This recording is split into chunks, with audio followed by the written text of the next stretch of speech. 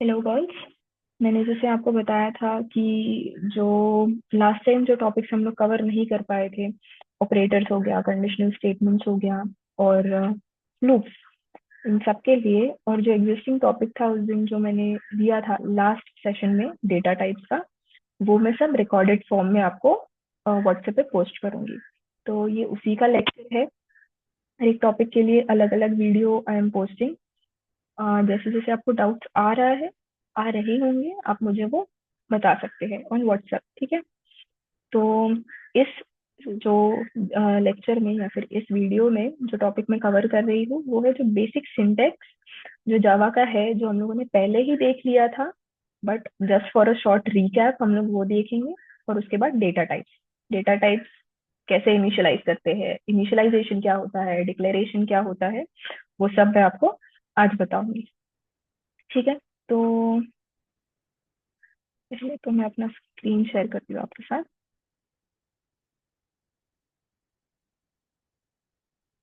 Okay, पहले हम लोग बेसिक सिंटैक्स देखते हैं कि जावा का कैसे होता है, and then we'll move on to data types.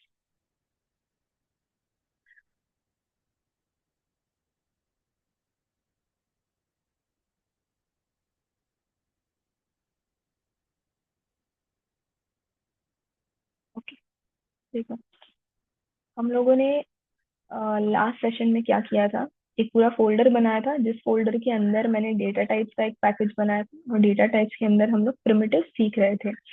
Last time कुछ प्रॉब्लम्स के वजह से आई कुडंट एक्सप्लेन प्रॉपरली, तो वही मैं शॉर्ट में आज बताऊंगी। बेसिक सिंटैक्स पहले तो हम वो देखते हैं। बेसिक सिंटैक्स में क्या क्या आता है कि हम लोग फाइल को कैसे नेमिंग करते हैं। जब भी जावा में हम किसी भी फाइल का नेमिंग कर रहे होंगे, नामकरण कर रहे होंगे, तो उसका जो फर्स्ट लेटर होगा वो हमेशा कैपिटल होगा। और जो भी हमारे फाइल का नाम है, यहाँ पे प्रिमिटिव है, इस एग्जाम्पल में हमारे इस केस में प्रिमिटिव नाम है हमारे फाइल का, तो वही जो भी हमारा मेन क्लास होगा ना उस फाइल के अंदर। मेन क्लास मतलब क्या, जिस भी क्लास के अंदर मेन फंक्शन है। और मेन फंक्शन क्या होता है, आपने सी प्लस प्लस में पढ़ा होगा या फिर अभी आप सी पढ़ रहे होंगे, तो उसमें एक इंट मेन नाम का फंक्शन होता है जिसमें सारा कोड जो एग्जीक्यूशन है वहीं से स्टार्ट होता है। वैसे ही जावा में पब्लिक स्टैटिक वॉइड मेन, ये मेन फंक्शन है।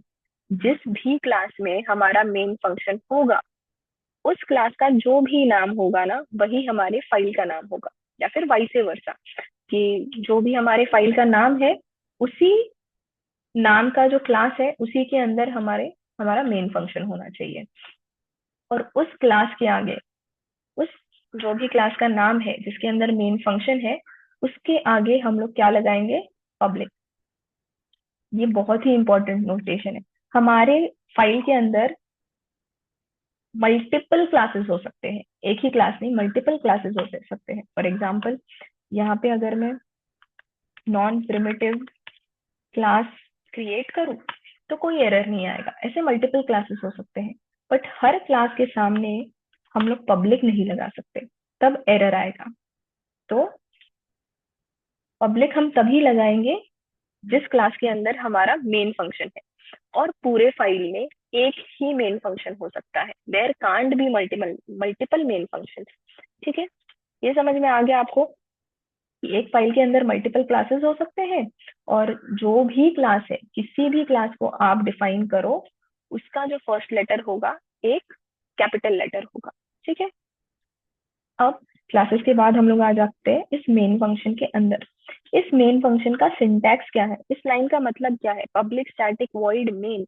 इस लाइन में क्या हम लोग क्यों लिख रहे हैं वो देखते हैं। क्या है पहले तो, पब्लिक स्टैटिक वॉइड मेन, और उसके आगे लिखा हुआ है स्ट्रिंग args। अब देखो, इस लाइन में जो पब्लिक है वो किसके लिए यूज किया गया है, एक्सेस स्पेसिफायर की तरह यूज किया गया है, क्योंकि वो इस एक्सेस स्पेसिफायर की तरह यूज किया गया है।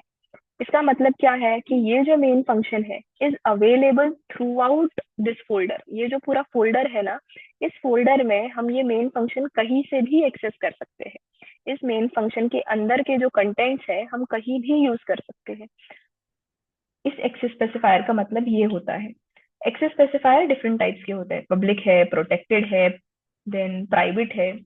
मेन फंक्शन के लिए हमेशा पब्लिक यूज करना है। तो पब्लिक स्टैटिक वॉइड में पब्लिक मतलब वो एक एक्सेस स्पेसिफायर है जो बताता है कि इसके अंदर जो भी लिखा है, उस फंक्शन के अंदर जो भी हम लोग लिख रहे हैं उसकी लिमिट्स कहाँ तक है।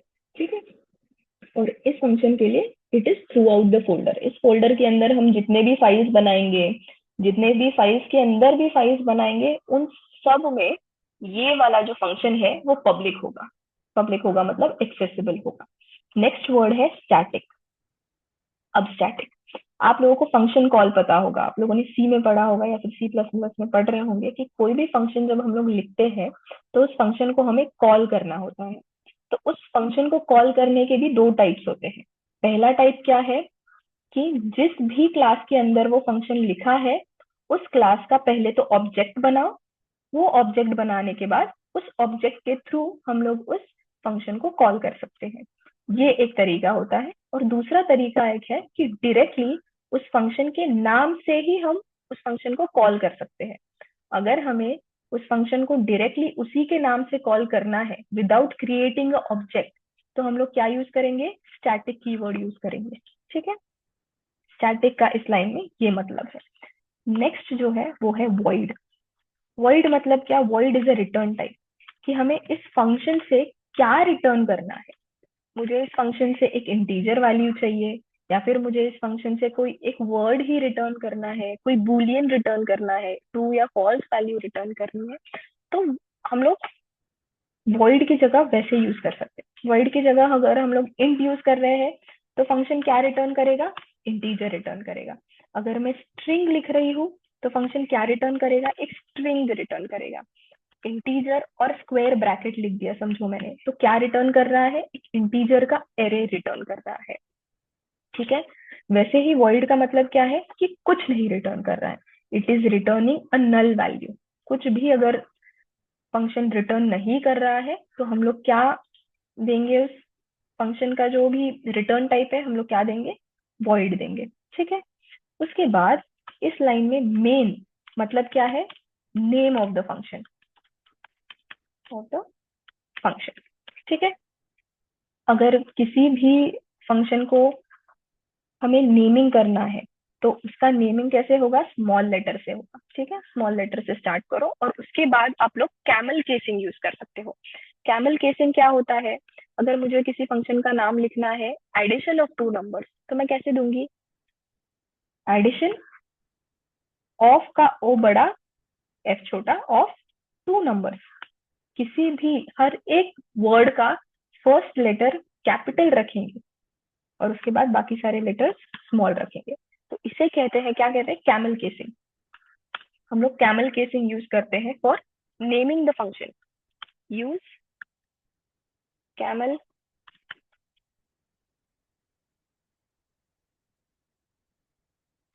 Casing for naming a function और वेरिएबल। ठीक है। ओके। ये उसका एग्जाम्पल है। इतना समझ में आ गया। हम लोगों ने इस कोड का, इस लाइन का जो बेसिक मीनिंग है वो पढ़ लिया। अब यहाँ पे मैं एक और एक लाइन ऐड करती हूँ, वो है प्रिंट वाली, एस आउट हेलो। अब इसका आउटपुट क्या आ जाएगा, एस आउट हेलो मतलब मुझे कुछ भी प्रिंट करवाना है तो मैं एस आउट की लाइन यूज करती हूँ, system dot out dot print L L. तो क्या आउटपुट आ जाएगा इसका,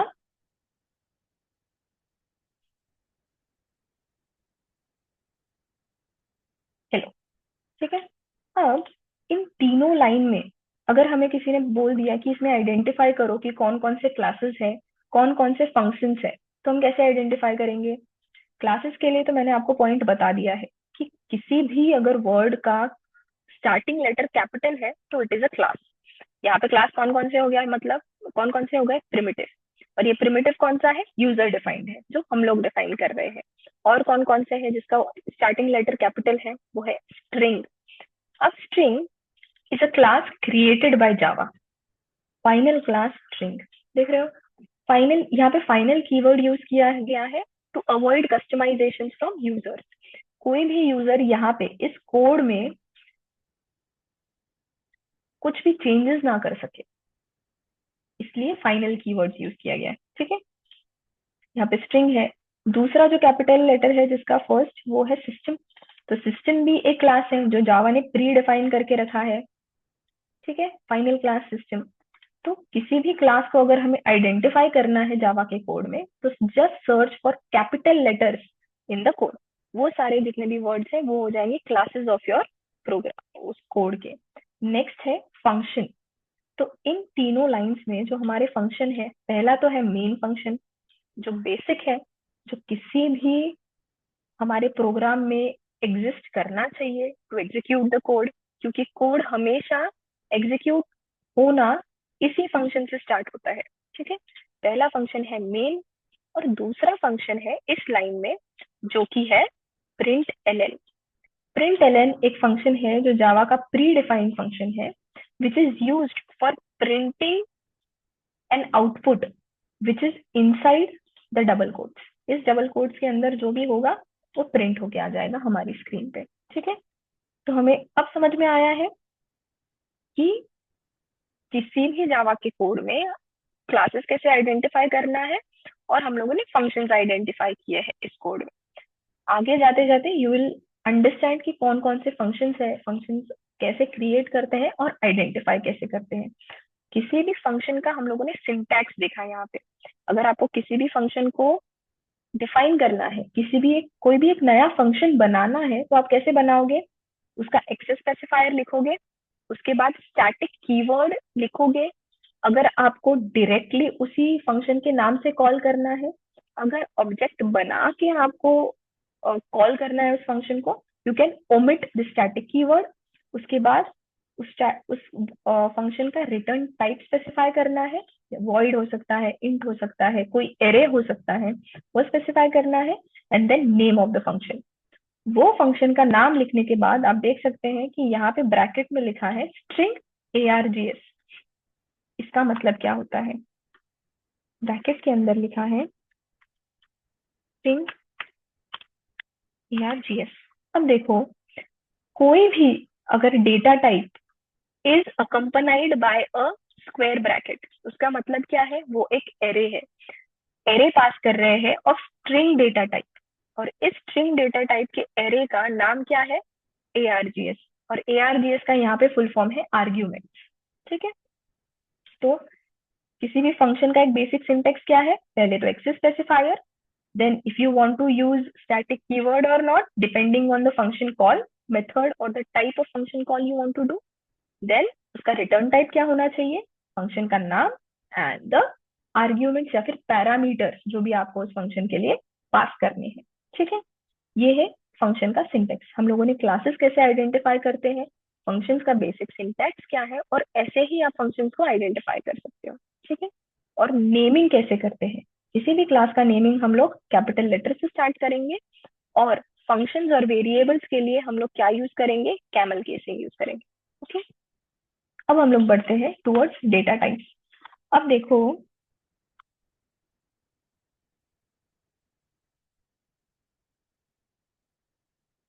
डेटा टाइप्स जावा में जो दो मेन कैटेगरीज है डेटा टाइप्स की, जावा में ही नहीं हर एक लैंग्वेज में, data type is a topic under DSA. जो डीएसए के अंदर टॉपिक आता है डेटा टाइप्स। डेटा टाइप्स के दो मेजर कैटेगरीज होते हैं जिसमें क्लासिफाई किया गया है, एक है प्रिमिटिव डेटा टाइप और दूसरा है non primitive data type. Primitive data type का मतलब क्या है कि ये डेटा टाइप्स प्री डिफाइंड होते हैं लैंग्वेज, पहले ही जिन लोगों ने लैंग्वेज बनाई है उन्होंने ही डिफाइन करके रखा है some set of data types, तो उन्हें क्या कहते हैं, प्री डिफाइंड डेटा टाइप्स। और ये स्टोर कैसे होते हैं, store simple values directly in the memory. जो भी हम लोग करेंगे, इनिशियलाइज करेंगे, वो डायरेक्टली मेमोरी में वैसे के वैसे ही स्टोर हो जाएगा। इसका मतलब ये होता है, हम प्रैक्टिकली भी इसका मतलब देखते हैं कि क्या होता है। और ये स्टोर कहाँ होता है? स्टैक मेमोरी में होता है। बहुत बड़ा डिफरेंस है प्रिमिटिव डेटा टाइप और नॉन प्रिमिटिव डेटा टाइप के बीच में, कि प्रिमिटिव डेटा टाइप स्टोर होता है स्टैक मेमोरी में, and non primitive data type store होगा हीप मेमोरी में। ठीक है। कभी भी अब तो पहले मैं आपको टाइप्स बता देती हूँ कि इनके एग्जांपल्स क्या क्या है, एंड देन उसके ऊपर हम लोग ऑपरेशंस करते हैं कि कैसे इनिशियलाइजेशन और डिक्लेरेशन करेंगे। प्री डिफाइंड कौन कौन से है? Integer, character, short, double, long, float, Boolean और बाइट। ठीक है। अब जावा में जब भी कभी भी अगर हम लोग ये वाले डेटा टाइप्स यूज करेंगे, प्रिमिटिव डेटा टाइप्स, तो ये लोग स्मॉल लेटर से स्टार्ट होते हैं। ठीक है। अगर इन्हीं डेटा टाइप्स को हम लोगों ने कैपिटल लेटर में लिख दिया, फर्स्ट लेटर अगर इन डेटा टाइप्स का कैपिटल लिख दिया, तो वो क्या हो जाएंगे? नॉन प्रिमिटिव डेटा टाइप्स हो जाएंगे। ठीक है। और ये है इनके sizes. 1 byte is equal to 8 byte, integer is equal to 4 bytes. किसी किसी प्रोग्रामिंग लैंग्वेज में इंटीजर का जो साइज होता है वो है 2 बाइट्स का, बट जावा में क्या है? It is of 4 bytes. ठीक है।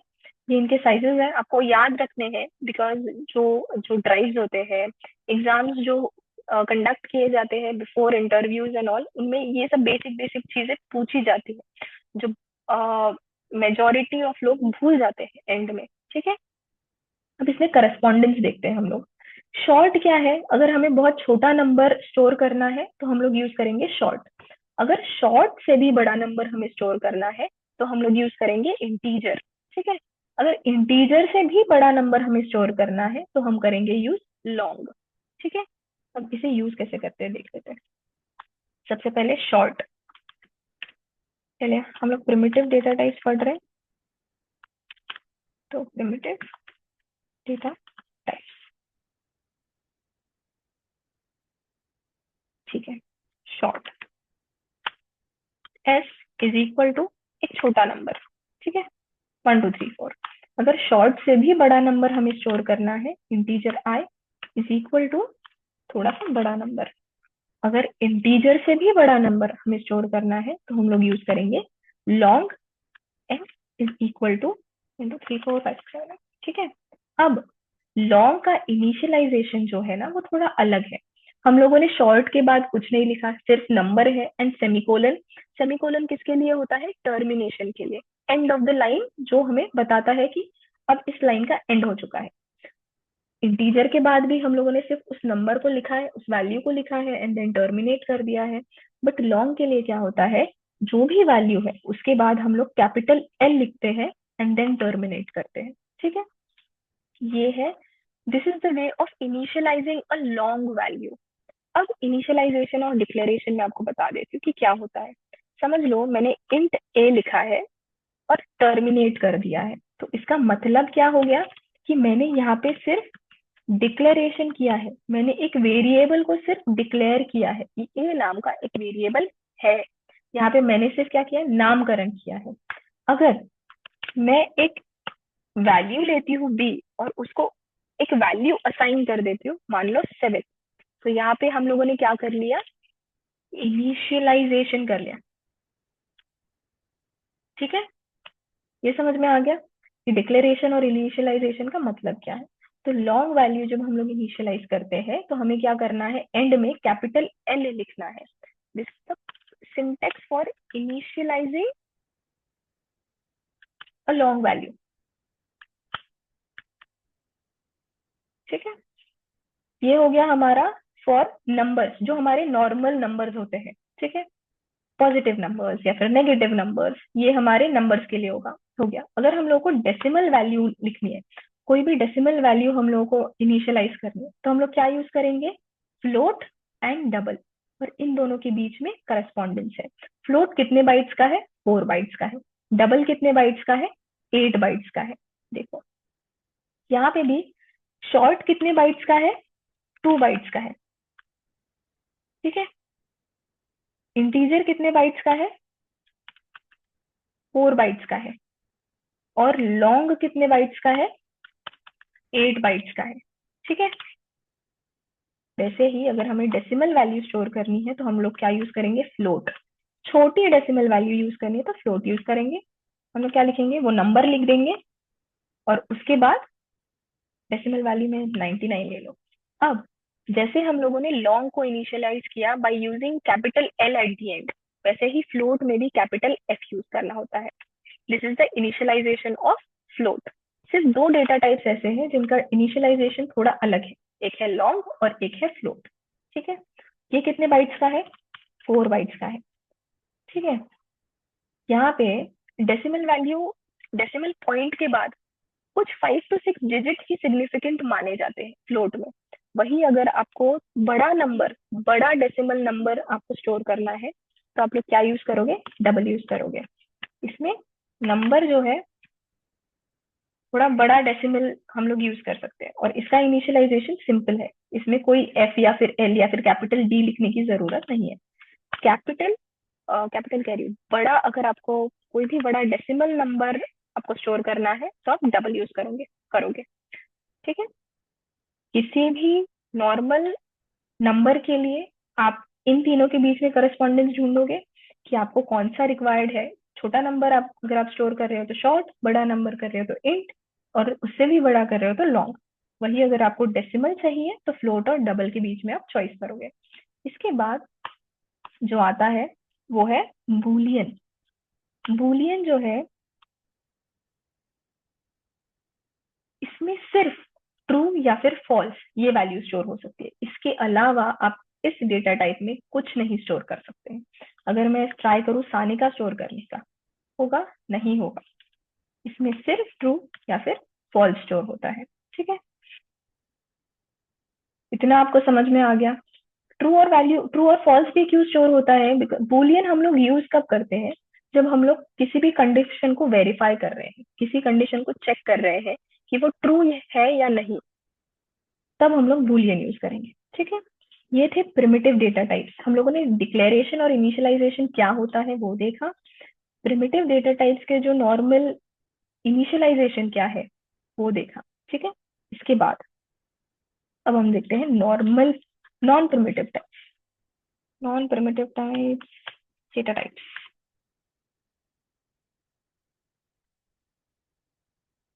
Data types. ठीक है, नॉन प्रिमिटिव डेटा टाइप्स के जो एग्जांपल्स है वो क्या है, मैंने आपको क्या बताया था, अगर स्मॉल लेटर से कोई भी डेटा टाइप स्टार्ट हो रहा है तो वो क्या है, प्रिमिटिव डेटा टाइप से। अगर वही मैं कैपिटल लेटर से लिखूं, कैपिटल लेटर के साथ स्टार्ट करो, देखो पहले ही आ गया इंटीजर, ये क्या है, एक प्रिमिटिव डेटा टाइप है। राइट, ठीक है, समझ में आ गया आपको। ऐसे ही सबके लिए है, शॉर्ट के लिए भी है, लॉन्ग के लिए भी है, फ्लोट के लिए भी है।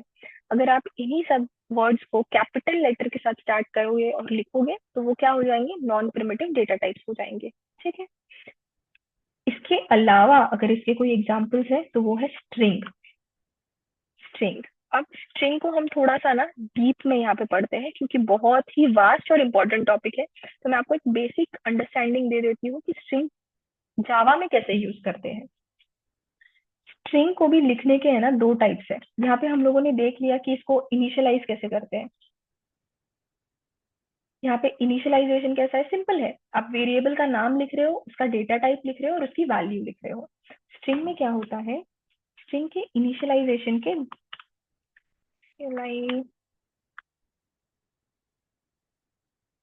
के दो टाइप्स है। स्ट्रिंग हम दो टाइप से इनिशियलाइज कर सकते हैं, एक है स्ट्रिंग लिटरल और दूसरा है स्ट्रिंग ऑब्जेक्ट। अब स्ट्रिंग लिटरल मतलब क्या है,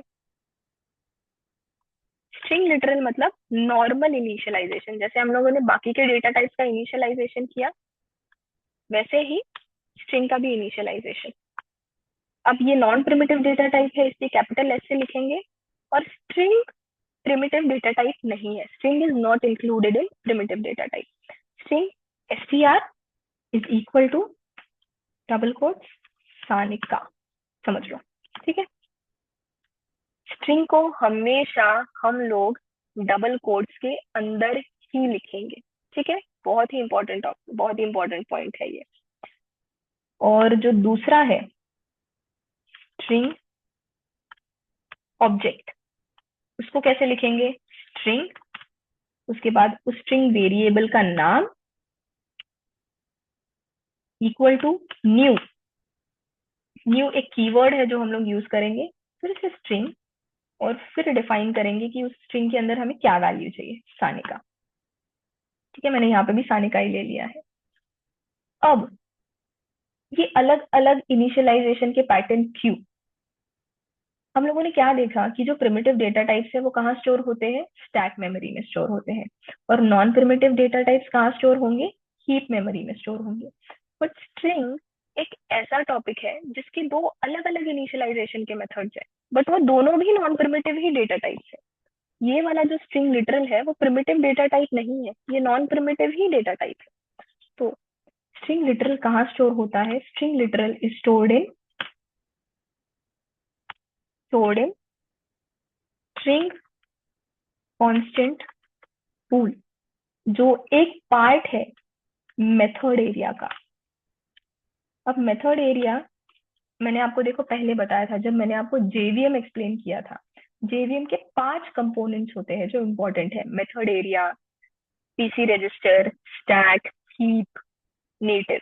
उसमें जो मेथड एरिया है ना, मेथड एरिया के अंदर एक जो कंपोनेंट है, एक स्पेस जिसे दी गई है, वो है स्ट्रिंग कांस्टेंट पूल।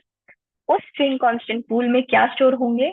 ये जो स्ट्रिंग लिटरल्स है वो स्टोर होंगे। और स्ट्रिंग ऑब्जेक्ट कहाँ स्टोर होंगे? वो नॉर्मली स्टोर होंगे हीप में, स्टोर्ड इन हीप मेमोरी। ठीक है, ये एक्सेप्शन है स्ट्रिंग लिटरल का in non primitive data types. अब इसमें जो एक इंटरेस्टिंग इंटरेस्टिंग टॉपिक जो आता है वो है str3 इज इक्वल टू साने का। अब देखो मैंने दो स्ट्रिंग लिटरल्स डिफाइन कर दिए हैं, दोनों की भी जो वैल्यू है वो सेम है, साने का। और यहाँ पे मैं और एक स्ट्रिंग ऑब्जेक्ट इनिशियलाइज कर देती हूँ, और इक्वल टू न्यू स्ट्रिंग, इसमें भी साने का। ठीक है, अब मेमोरी में जब स्टोर होता है ना, तो स्ट्रिंग कांस्टेंट पूल में कैसे स्टोर होता है और स्ट्रिंग ये हीप मेमोरी में कैसे स्टोर होता है वो देखते हैं। इसके लिए एक डायग्राम बनाया है, 1 मिनट।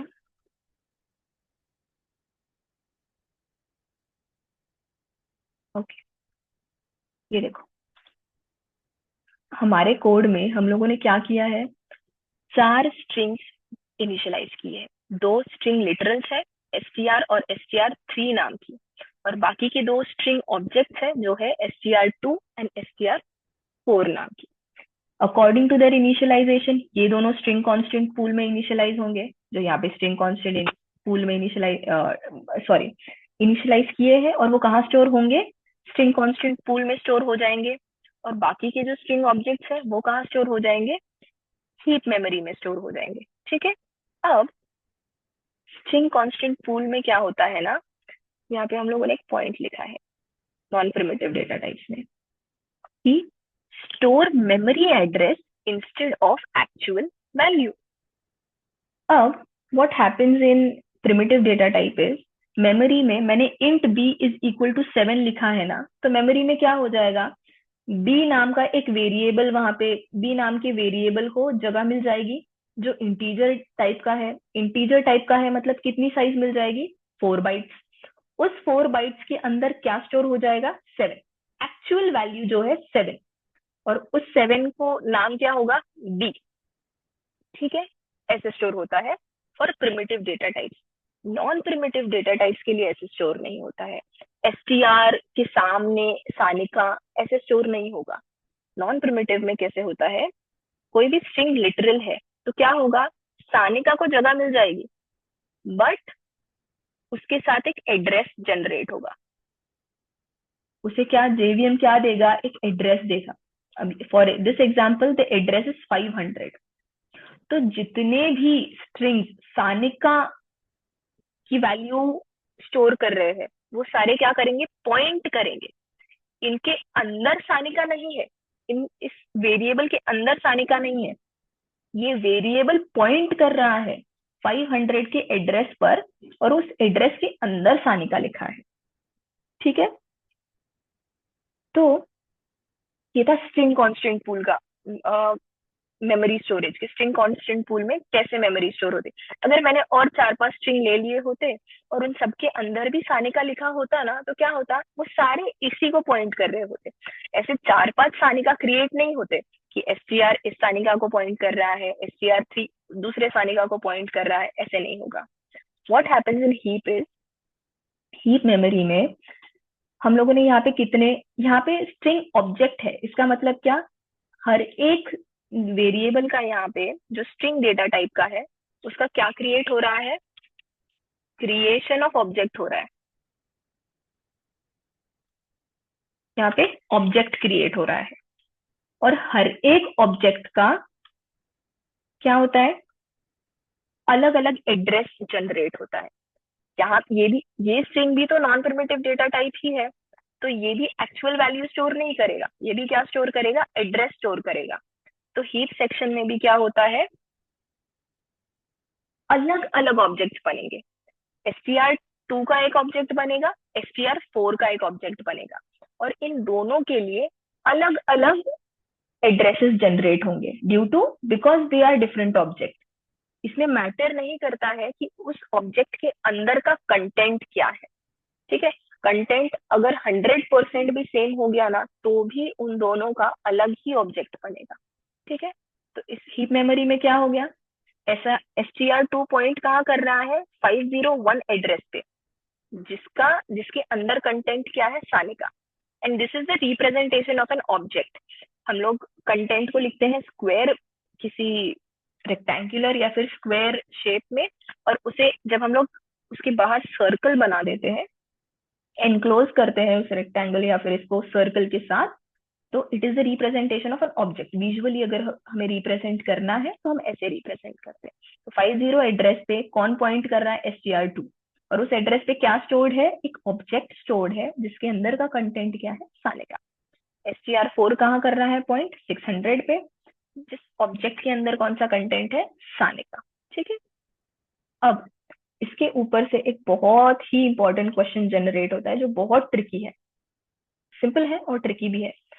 अब समझ लो, मैंने एस आउट कर दिया, str is equal to str3, और S out str2 is equal to str4।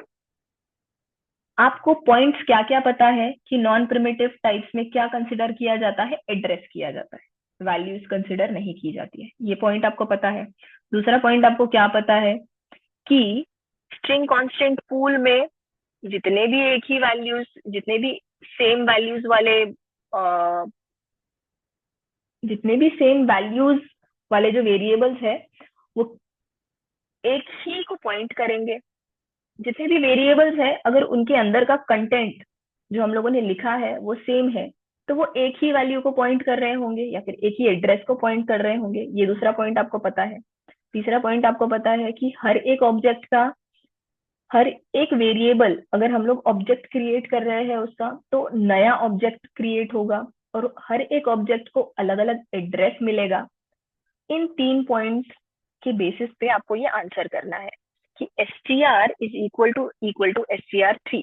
इसका आंसर क्या आएगा, ये सानिका इज इक्वल टू ये सानिका है क्या, ये क्वेश्चन है। इसका आंसर कैसे आएगा, ट्रू या फिर फॉल्स। ये एक बुलियन है, यहाँ पे हम लोग इक्वल टू ऑपरेटर यूज कर रहे हैं, इसलिए इसका आंसर हमेशा बुलियन में आएगा, ट्रू या फिर फॉल्स। दूसरा क्या है कि str2 is equal to str4। इस ऑब्जेक्ट में जो सानिका है और इस ऑब्जेक्ट में जो सानिका है वो इक्वल टू है क्या। इसका आंसर देखते हैं क्या आता है। देखो, इसके लिए आया है str is equal to str3, मतलब स्ट्रिंग लिटरल्स के लिए आया है ट्रू। ये और ये सानिका सेम है वो कह रहा है, और स्ट्रिंग ऑब्जेक्ट का जो है, ये वाला और ये वाला जो ऑब्जेक्ट है वो सेम नहीं है, फॉल्स आ रहा है। तो अगर हम इस लाइन को थोड़ा डिकोड करें, डीबग करेंगे, हम लोग थोड़ा सा देखेंगे कि इस लाइन का एग्जैक्ट मीनिंग क्या है, तो इसका एग्जैक्ट मीनिंग कैसे हो जाता है। एड्रेस क्या था इसका, स्ट्रिंग कांस्टेंट पूल में सानिका का एड्रेस क्या था 500, एसटीआर भी 500 को पॉइंट कर रहा है और एसटीआर 3 भी पॉइंट कर रहा है। तो ये सिस्टम इसको कैसे देखेगा कि 500 इज इक्वल टू 500 है क्या, है। इसलिए आंसर क्या आया है, ट्रू आया है। वही इसके लिए क्या देखा उसने कि STR2 का क्या एड्रेस है 501 और STR4 का क्या है 600। तो 501 इज इक्वल टू 600 है क्या, ये एड्रेसेस सेम है क्या, अंदर का कंटेंट डजेंट मैटर, ये दोनों एड्रेसेस सेम है क्या, नहीं है। इसलिए आंसर क्या आया है, फॉल्स आया है। ये समझ में आ गया। बहुत ही ट्रिकी क्वेश्चन है जो पूछा जाता है और बहुत बच्चे इसमें गलती करते हैं। ये समझ में आ गया आपको। इसके बाद मैंने आपको स्टोरेज बता दिया है कि स्ट्रिंग कैसे स्टोर होती है। दो टाइप्स है, एक तो स्ट्रिंग कांस्टेंट पूल में होती है और दूसरा टाइप है हीप मेमोरी में स्टोर होती है। ठीक है, ओके। इसके बाद और एक एग्जांपल जो नॉन प्रिमिटिव टाइप का मैं आपको बताना चाहती हूँ वो है एरे का। अब देखो, एरे भी आप इनिशियलाइज कर सकते हो दो टाइप से, एक तो प्रिमिटिव डेटा टाइप यूज करके भी इनिशियलाइज कर सकते हो और नॉन प्रिमिटिव भी। तो प्रिमिटिव कैसे करेंगे हम लोग, प्रिमिटिव में स्मॉल लेटर्स यूज करते हैं, इंट। इंट के बाद अगर हम स्क्वायर ब्रैकेट यूज करेंगे तो वो क्या हो गया, इंटीजर टाइप का एक एरे हो गया। और उस एरे को मैं नाम दे रही हूँ ARR। तो this is declaration of an array through integer data type, through primitive integer data type. वही int ARR2 is equal to curly braces में मैं कुछ इंटीजर टाइप के वैल्यूज लिख दूं, तो ये क्या हो गया, इनिशियलाइजेशन हो गया। This is initialisation and this is declaration. ये हम लोगों ने कैसे किया, प्रिमिटिव डेटा टाइप्स के थ्रू किया। अब नॉन प्रिमिटिव डेटा टाइप्स के थ्रू करेंगे तो वो है कैपिटल ARR एरे और ARR3। तो ये क्या हो गया, डिक्लेरेशन हो गया। ठीक है, ये डिफरेंस है प्रिमिटिव और नॉन प्रिमिटिव में। तो एरे इज कैपिटल ए के साथ जो भी एरे है उसका, वो किसका एग्जांपल है, नॉन प्रिमिटिव डेटा टाइप। ठीक है, मैंने आपको यहाँ पे ये भी सिखा दिया कि इनिशियलाइजेशन ऑफ एरे कैसे करते हैं हम लोग और डिक्लेरेशन कैसे करते हैं। This is a topic in BSA। ठीक है,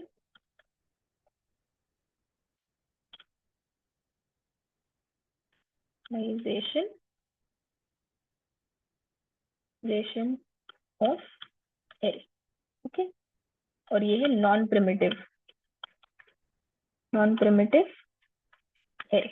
ओके, इतना आप सबको समझ में आ गया है प्रिमिटिव डेटा टाइप्स में। ओके, प्रिमिटिव डेटा टाइप्स में जो एक हम लोगों ने यहाँ पे मिस हो गया है वो है कैरेक्टर, कैर वाला रह गया है।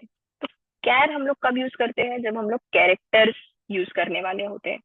कैर C is equal to single quotes A। कभी भी याद रखो, स्ट्रिंग जब भी हम लोग इनिशियलाइज कर रहे होंगे तो डबल कोट्स यूज करेंगे, कैरेक्टर यूज कर रहे होंगे तो सिंगल कोट्स यूज करेंगे।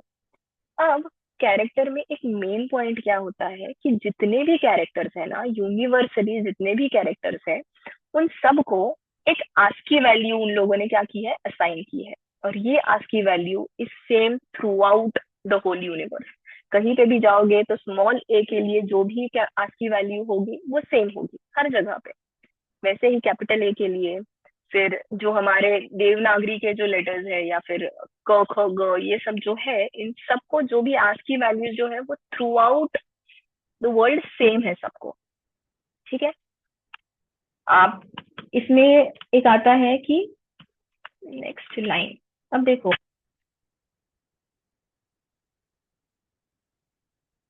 हम लोग स्लैश एन यूज करते हैं, स्लैश एन क्यों करते हैं, go to the next line, ये भी एक कैरेक्टर है। ठीक है, टैग यूज करते हैं कि थोड़ी स्पेस छोड़ दो, प्रिंट करने से पहले थोड़ी स्पेस छोड़ दो, तो वो भी एक कैरेक्टर है। ठीक है, ये सारे कैरेक्टर होते हैं और इनको प्रिंट देखो कैसे करेंगे हम लोग। ये अगर मैं लिखूंगी ना यहाँ पे तो प्रिंट क्या हो जाएगा, ए प्रिंट हो जाएगा। ए प्रिंट हो गया, स्मॉल ए। अब यहाँ पे मैं कैरेक्टर इनिशियलाइजेशन की जगह पे 65 लिख दूं और यहाँ पे एरर भी नहीं आ रहा है, इसका मतलब क्या हो जाएगा?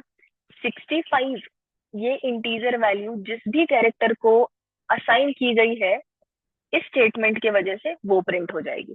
देखते हैं। 65 दी गई है कैपिटल ए को, कैपिटल ए आना चाहिए। देख लो, कैपिटल ए। समझ में आ गया? वैसे ही अगर हम लोग देखेंगे 97, 97 है स्मॉल ए के लिए।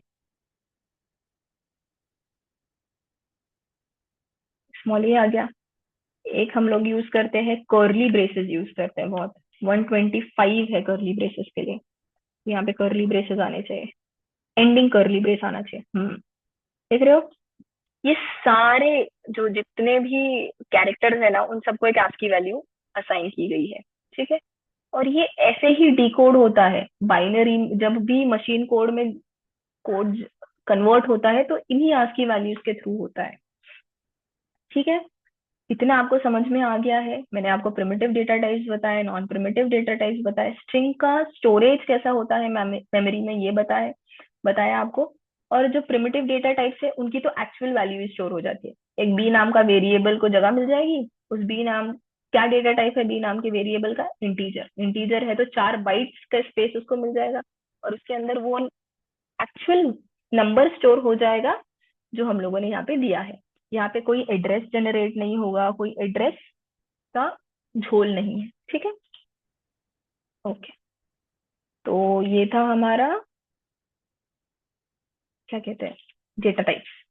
अब जो ऑपरेटर्स के ऊपर का जो लेक्चर होगा ये मैं आपको अलग से वीडियो में भेजूंगी। ठीक है।